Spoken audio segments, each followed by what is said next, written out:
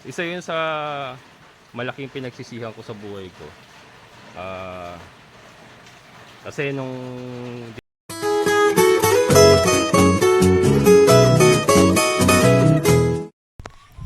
good morning mga kabukals, isang maulan na araw. Yan, may bagyo tayo. So hindi tayo makapag grass cutter ngayon. Nakatenga yung ating grass cutter. At ayun, nakita niyo yung talo na yung mga kabukals. Matatalong pa uli yan. Oh, diba? Diyan lang ikaw maulan. Diyan lang ikaw Diyan lang ikaw Diyan lang ikaw Ayan mga kabukal. So hindi tayo makapag-grass cutter ngayon at maulan. So harvest, sasama ko kayong mag-harvest ng Madre de Agua, ang ating ipapakain for today. Ito wala na dito, tuyo na. Hindi ako makalusong sa putik. Ayan ano na, pudpud na. Buti huminto ang ulan, makapag-harvest tayo. Ayan, pudpud na rito. Yan, so dito tayo mga kabukals. Safety mga ating mga manok. Safety naman sila mga kabukals. Yan, ating mga standby na breeders. Maasahan yung ating pinolik na binaklas dito sa ating layers. Tinanggal ko na nga yung yung kisaming ginawa ko kasi pinamamahayan ng daga. Kaya yun nagagamit natin. May isa pa natira doon. Ayan. Dagul. Dagul, brother. Ating mga baboy. Wait lang, brad Kukuha pa tayo ng pagkain nyo. Ayan. Si Trisha, laki na nandyan mga kabukals. At saka si Kimberly, laki na nandyan. Kaya lang magre-repair ako talaga. Kailangan ko na i-repair to. So pag natapos ko yung paglilinis ng Madre de Agua natin, i-repair ko na to mga pader na na sinira nila. Ayan, ginagawang biskwit malabnaw kasi yung yung halo nila Emon. Ayan, umatapang yan, di basta-basta maano ng baboy. Ginagawa tuloy biskwit. Akala Ribisco crackers. Ayan, si Basha ay buntis na rin yan mga kabukals. So yun, dito tayo. Mga nakagala natin ng mga putik. Pero dry naman yan sila dyan. Dry naman yan. Ayan. So ito na-harvestan ko na. Na-harvestan ko na kahapon to. Ayan.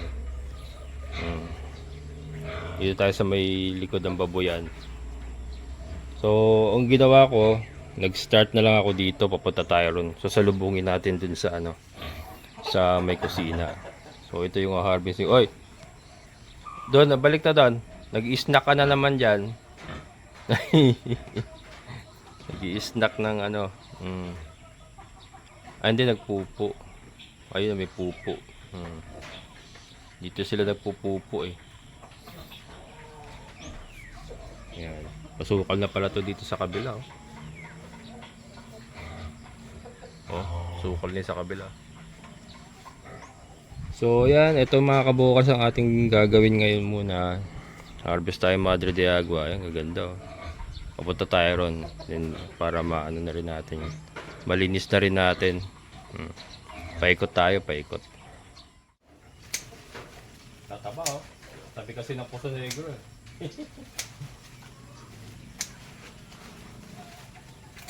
Ito, nagsisilbi ring para hawakan nila yung lupa, hindi gumuho.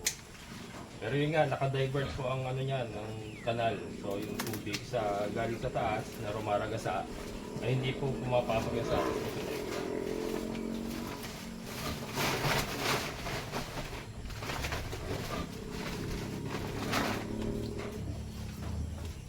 Akala ko matatapos ko na yung ngayon.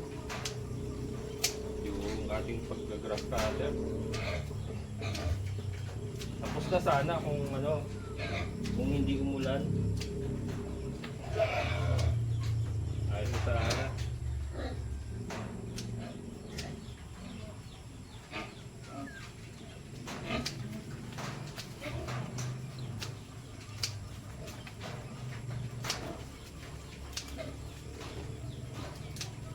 Buti hindi ano, nakisama mga kabukal, suminto muna. Kanina walang tigil. Pero may inaala naman. Kala mapapasa ka rin.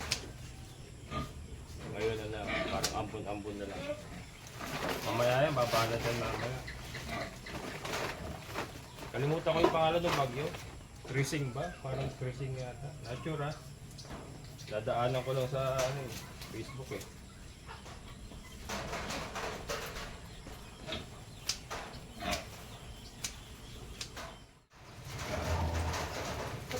Ayan, medyo lumalakas na ang ulan, mga kabukals.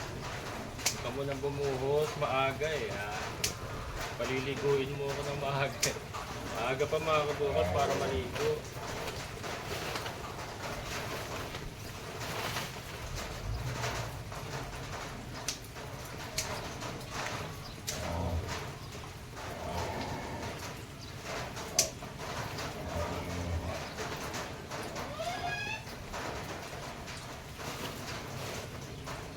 Makakuha lang tayo ng ano, pang maghapon nila muna.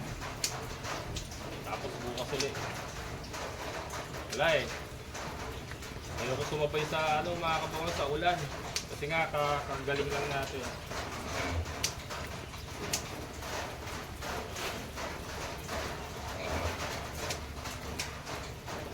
Pagkatapos nito mamaya, pagkatapos na magpakain lahat ng mga alaga, maliligo ako.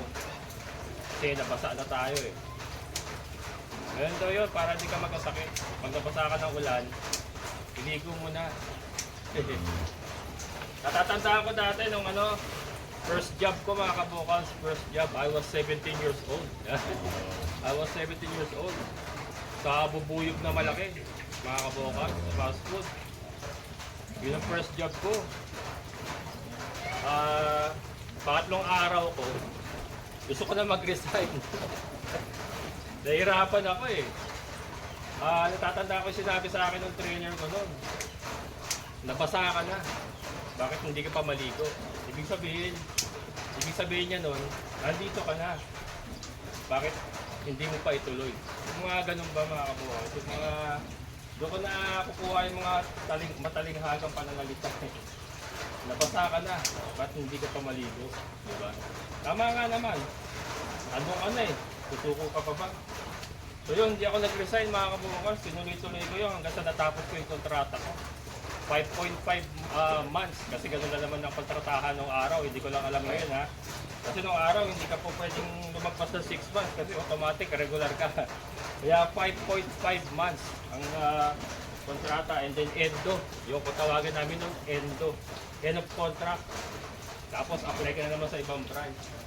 Yun, nagpaikot-ikot. Doon nagsimula yung aking work experience. And then, from there, lumakas na yung loob ko. Tumibay na ako. Nagpaikot-ikot na ako sa, halos lahat ng Jollibee sa Novaliches, sa Quiapo, Plaza Miranda, Santa Cruz, Manila. Ayan, inikuta ko yan mga kabukals. Nag-working student ako. Nung ako'y first year college, sa Santa Cruz. Ano tayo mga kabukals? PMMS tayo eh. Ano tayo eh? BS Marine Transportation ang course ko. Ayan, working student ako. Ang klase ko sa gabi. Tapos may duty ako sa umaga. Kaya pagka nasa classroom ako mga kabukals, doon ako sa likod umuupo. Sa likod. Para nakaka-idlip ka. Madalas akong mabato ng eraser noon. Eraser, binabato ko minsan yung chalk. Binabato ko kasi nakakatulog ako mga kabukals eh. Pagod eh. Pagod sa maaga yung shift ko eh. Mag-umpisa ka ng alas 6 kasi opening ako. Alas 6. Mag-open yung store ng alas 7. So kailangan alas 6 start ka ng duty mo. Set up mo. set up ka lahat ng mga kailangan sa dining area. Yung trabaho ko nun mga kabukas. So ano, masarap din isipin kasi isa yun sa ano, nagpatibay sa akin. Isa yun sa nagpatibay sa akin yung pagiging working student ko na ganun ang sitwasyon. So yun, ang nangyari kasi nun yung baon ko, sarili ko na, ako na nag-aano sa baon ko. Kaya nag-working student ako. Kasi sila Mater nun, hirap din kami nun eh. Kumbaga nasa ano kami nun eh, critical. Critical ang aming kabuhayan nung araw na yon, nung mga panahon na yon. So yun. Pero papasalamat pa rin ako kasi parte po yun ng pagkatao ko. Isa po yun sa dahilan kung bakit ganito ako katibay ngayon. Diba? Minsan yung talagang upbringing mo, yung pinagsimulan mo nung bata ka, yun yung pundasyon mo hanggang tumanda ka eh. Diba? Kung matibay, parang puno mga kabokal. So, pagka yan napalaki ng maayos, yung pundasyon niya napakatibay. Kahit anong bagyo ang pumukol dyan, hindi yan matutumba. Parang ganun po ang tao. So, pag ikaw nagsimula ka sa matibay na pundasyon, maganda mga prinsipyo sa buhay, matibay ka mga kabokal hanggang tumanda. Ano yan? Tugtog na mga kabokal. Tugtog yan. Kaya kailangan yung ano, yung talagang pinalakihan mo, maayos din.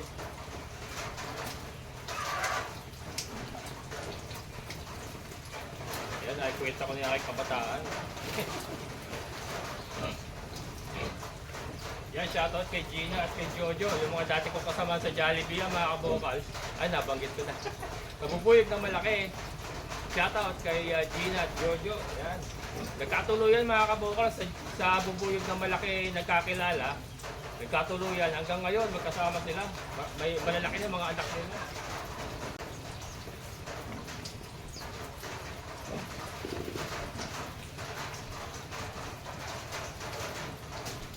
Sarap balikan ng ano, ng mga nakaraan. Pero syempre iba ng ano natin ngayon. Ibang battlefield natin ngayon. Ito ka lang, talagang seryoso. Kumbaga ano na to, huling hirit na to sa pag-ulan. Wala, alam tayo eh, tumatanda na mga kabukas eh. Saan pa tayo pupunta? Kaya, kailangan pakaayusin na natin. Wala na tayong second chance.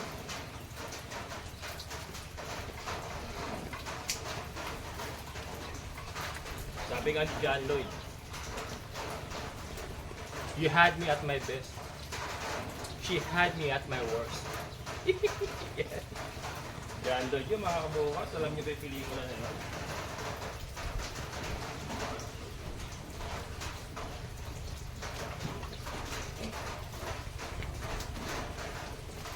Yun, malapit na. Pupuno na natin yung mga kabukas.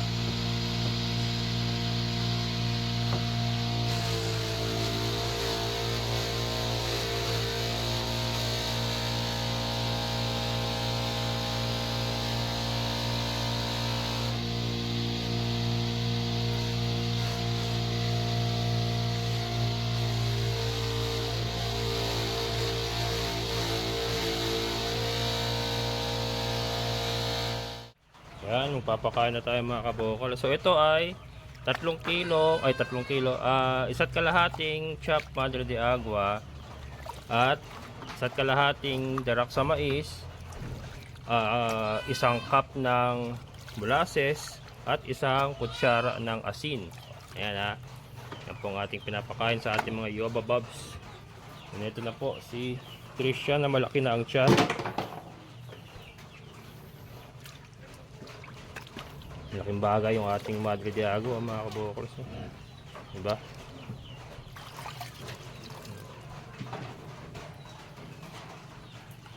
Maghintay ka.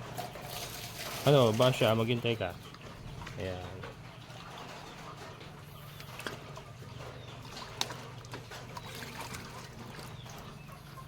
Wait for your turn, girl.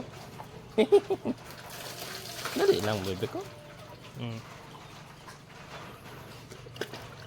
Yan, evenly distributed sa ating mga inahin.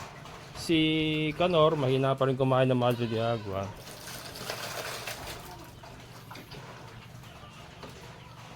Yan.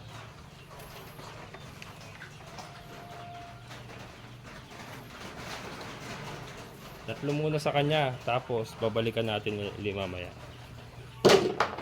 So, yan ang ginagawa ko, tatlong tabo, and then rebounds yung matitira paghahatian pa nila. Dahil si Kanor nga isang tabo lang kasi ayaw niya kumain ng Madre de Agua. Bahala siya. Ganun lang naman yun.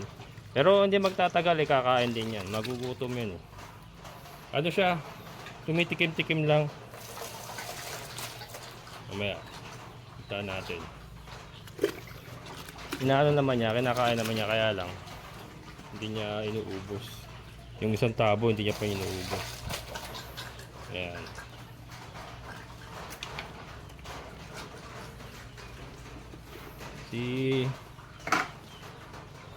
Nakita niyo yung ating mga pake ng mga kaboss kung gaano kalinis yan bago natin gamitin, di ba? Importante yan para maiwasan natin ang mga sakit. Kasi pag iniwan natin yung pakainan lang nila dyan, ano daga yan, gagawin playground ng daga, tapos tataihan, iihian. Ayan.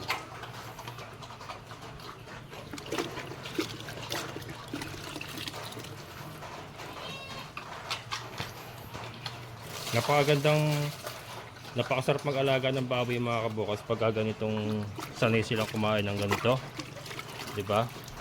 Magkano lang yung 1 kilong darak sa mais? 19 pesos. Oh. So naglagay tayo ng isa't kalahating darak sa mais, diba? Tapos yung Madre de Agua naman ay libre lang. Ayan. Kasi ito, babalik pa ako doon kay Trisha. Pero ito, tingnan natin si Kanor. Naubos niya na. Ayan o. Isang tabo lang yung kay Kanor na yan. Pero ano mga kabokals, mas matagal na siyang kumakain ngayon, in fairness. So yan, unti-unti na siyang nasasanay. Maarte kasi ito dati naman kumakain to nung matagal na sila natigil. Kasi nga naglipat tayo from San Jose del Monte to San Rafael. So ilang buwan, 8 months, 9 months yata silang hindi nakakain ng Madre de Agua. Ngayon ayaw na niya. Nag-umpisa uli kami dalawa. Tiisan. Ganun lang naman yun mga kabokals. Magugutom yung kakain niya, wala siyang choice. Pero itong tatlo, sanay na yan mga kabokals.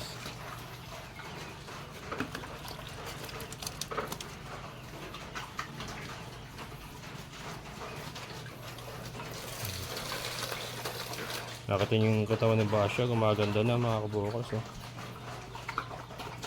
Dati mukhang kalansa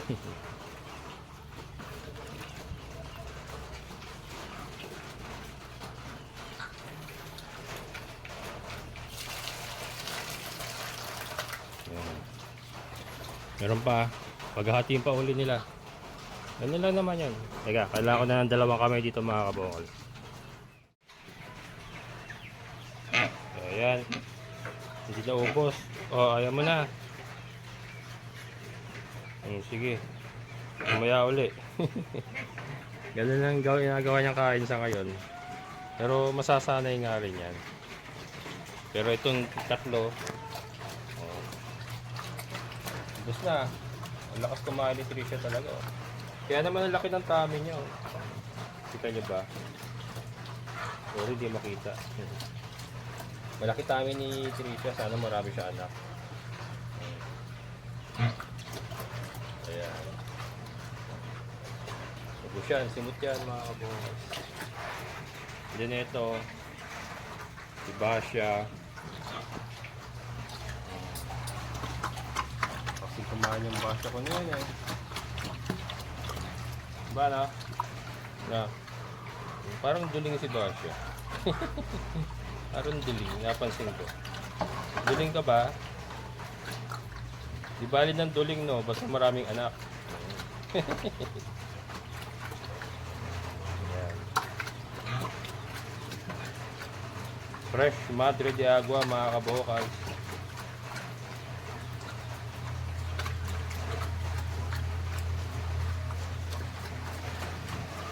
Ito si Kimberly, ganda ng katawan. Laki na rin ang tummy nyo.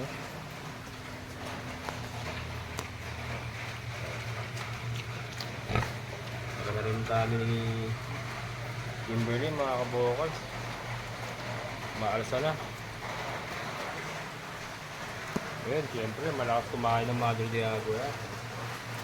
Bis na.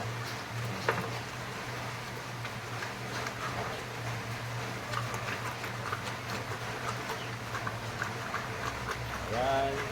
So ito yung ating pinagpunan kanina.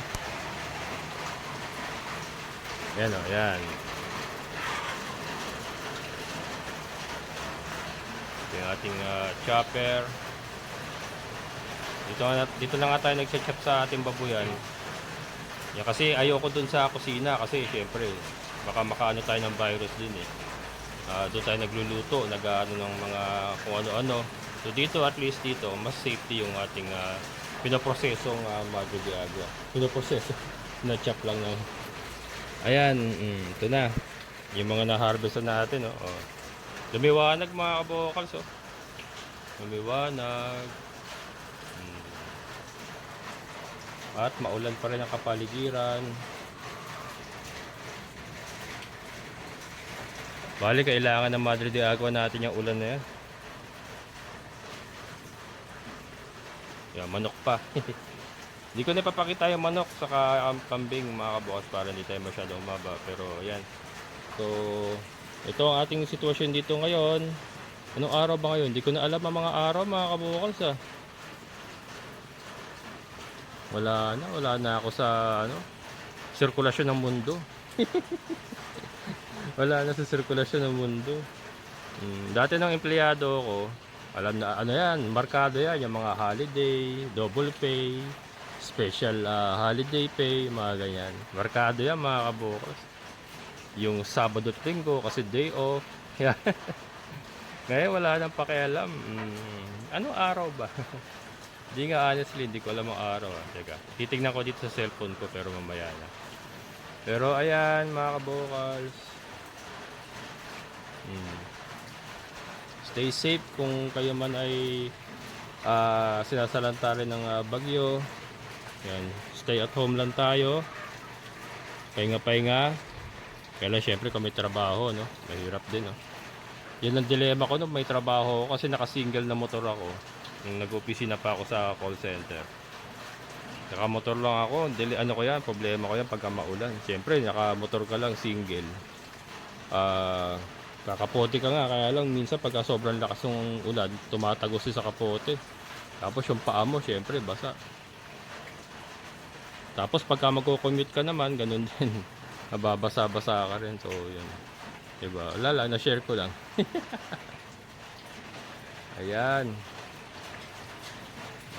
Pero yan, lahat naman tayo ay nagdadaan sa mga pagsubok, sa maliit na bagay.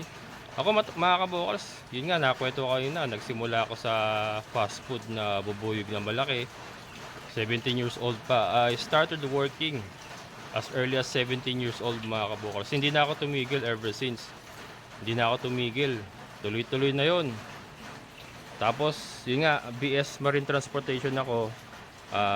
Sasakay na dapat ako ng barko noon. Lumandi si Kalbo.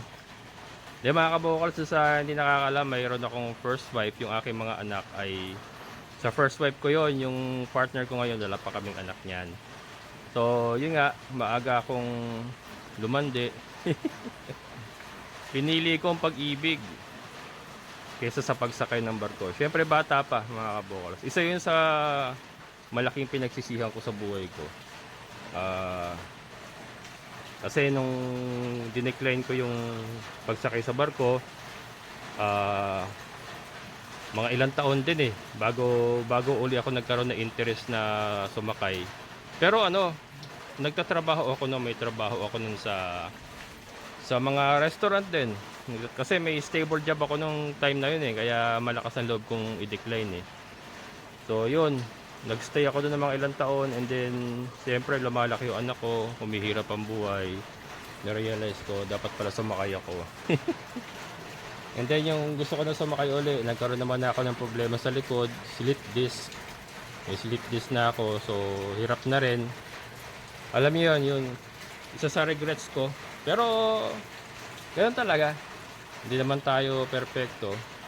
Pero yun nga, kung tayo pa yung mga may pagkakataon na umasenso, huwag na tayo magpatumpik-tumpik mga kabukals. Talagang hawakan nyo na, huwag nyo nang bitawan.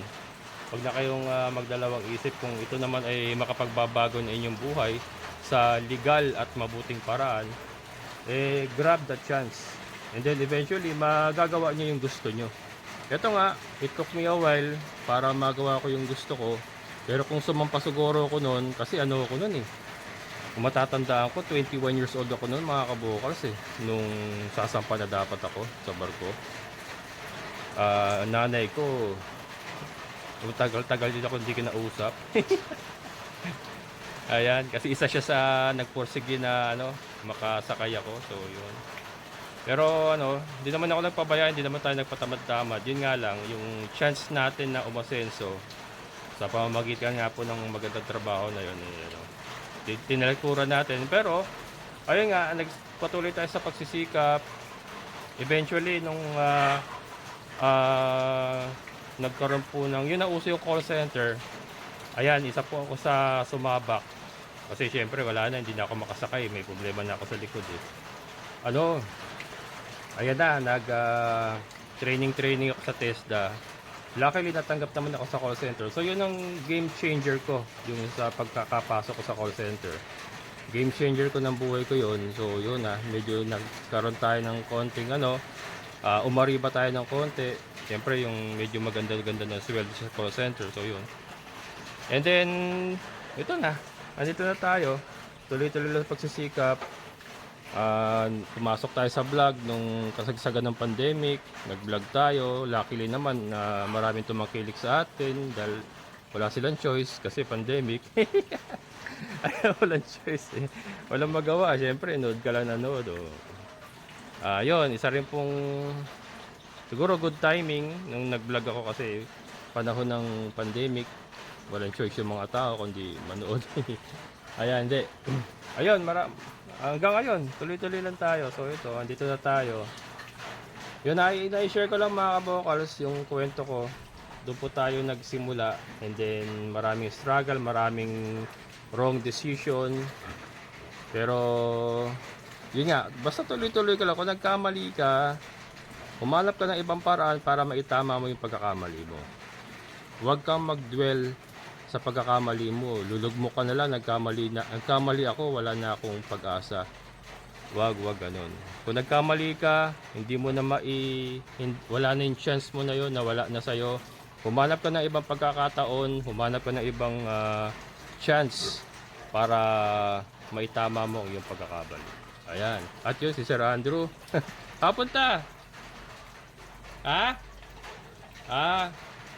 Ayan.